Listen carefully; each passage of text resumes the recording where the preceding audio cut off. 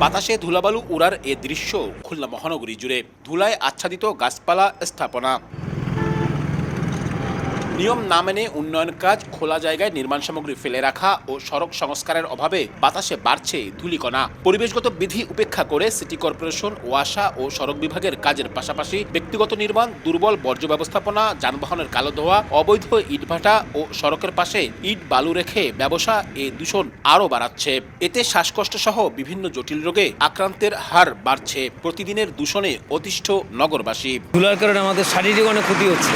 বাসা বাড়িতে মনে করেন পরিষ্কার করে রাখা যায় না। জীবনযাত্রার মান অনেকটা খারাপ পর্যায়ে চলে গেছে। প্রচুর ধুলাবালিতে আমাদের যে চোখ বন্ধ হয়ে যায়, তারপরে শ্বাসকষ্ট হয়, অনেক সমস্যা। আমাদের শ্বাসকষ্টের যে সমস্যাটা ব্যাপক হারে বৃদ্ধি পেয়েছে। হাঁটাচলা করার মতো কোনো বিকল্প কোনো ব্যবস্থাও নেই। দেখতে পাচ্ছেন যে এই পাশে যে রাস্তার যে ফুটপাত, ওর উপরেও বালি রাখা। বালুতে পানি মারতে হবে অথবা পলিথিন দিয়ে ঢেকে রাখলে মানুষের আমাদের সুবিধা হয়। প্রতি সময়ে গেলে একটা ধুলার সমস্যা, অ্যাজমার বাড়তেছে মানুষের ভিতরে, এই সমস্যাগুলো সবসময় থাকছে। ফুসফুসি আপনার আক্রান্ত হয় ধুলাবালি, বেশি হলে মানুষের শ্বাসকষ্ট যাদের, তাদেরই বেশি ক্ষতি হয়। মানদণ্ড অনুযায়ী প্রতি ঘনমিটার বাতাসে 151 থেকে 200 মাইক্রোগ্রাম ধূলিকণা থাকলে তা অস্বাস্থ্যকর। পরিবেশ অধিদপ্তরের তথ্য বলছে, নভেম্বর, ডিসেম্বর ও চলতি জানুয়ারির প্রতিদিনই খুলনার বাতাস ছিল এই সীমার মধ্যে।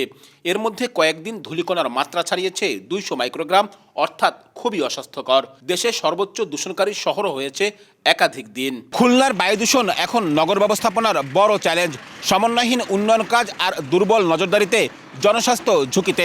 বিশেষজ্ঞরা বলছেন, নিয়ম মানা ও তাৎক্ষণিক নিয়ন্ত্রণ ছাড়া এ পরিস্থিতি আরও জটিল হবে। এই সকল শিল্প কারখানাকে এবং যারা মোটামুটি দূষণকৃত বায়ু ছড়াচ্ছে তাদের বিরুদ্ধে দ্রুত ব্যবস্থা করার দরকার। এক্ষেত্রে আমি মনে করি বিআরটিএ, ডিসি অফিস এবং পরিবেশ অধিদপ্তর এদেরকে সামনে এগিয়ে আসতে হবে। তা না হলে আমাদের এই বায়ু দূষণের মাত্রা দিন দিন বাড়তেই থাকবে। নিয়ম না মেনে উন্নয়ন কর্মকাণ্ডের কথা স্বীকার করে সংশ্লিষ্ট দফতরগুলো বলছে, নির্দেশনা মানতে ও সচেতন করতে উদ্যোগ নিতে হবে পরিবেশ অধিদপ্তরকে। আর পরিবেশ অধিদপ্তর দায় দিচ্ছে উন্নয়ন সংশ্লিষ্ট দফতরগুলোকেই। পরিবেশ অধিদপ্তর যদি সংশ্লিষ্ট স্টেক হোল্ডারদের নিয়ে ডেকে একটা মিটিং করে এ ব্যাপারে তাদের নির্দেশনা প্রদান করে, তাহলে অন্যান্য সব স্টেক হোল্ডাররা মনে হয় আরেকটু সচেতন হতো। আমরা প্রত্যেকে তৎপর না হলে কোনো একটা সংস্থা কখনোই এটা ঠিক করতে পারবে না। পরিবেশ অধিদপ্তর একার পক্ষে সম্ভব না, সিটি কর্পোরেশনও একার পারবে না। সবাইকে আমাকে দায়িত্বশীল হতে হবে।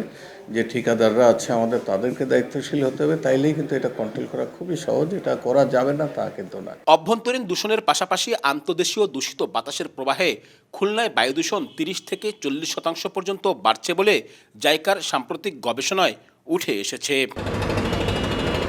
আব্দুল্লাহ আল মামুন রুবেল, সময় সংবাদ, খুলনা।